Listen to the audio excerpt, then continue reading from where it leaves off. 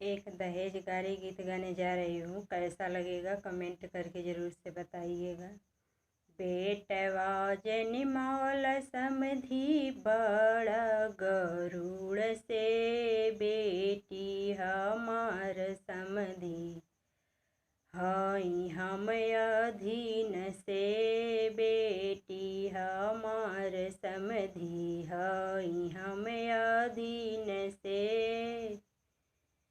बेटवा पढ़वल समधी बड़ा गरुड़ से, बेटी हम पढ़वली समधी पाई पाई जोड़ी के, बेटी हम पढ़वली समधी पाई पाई जोड़ी के।